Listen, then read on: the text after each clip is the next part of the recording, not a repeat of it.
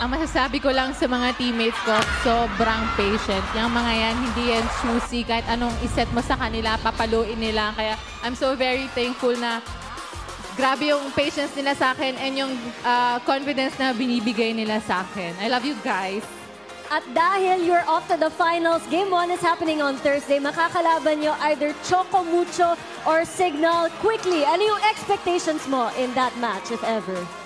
Sa ngayon, magpapahinga muna kami and manonood kami and kung sino man ang manalo, pag-aaralan namin ng husto at pagtatrabahuhan namin ng maigi.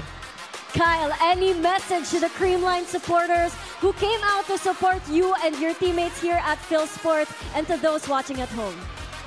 I just want to say hi and thank you to my family na nandito po ngayon na nanonood na.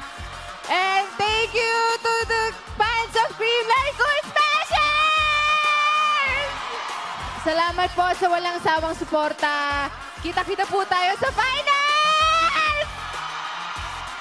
The Creamline Cool Smashers are back and ready to go to another final series, this time in the All-Filipino Conference. There you have it, our best player of the game, Kyle Negrito. Back to you.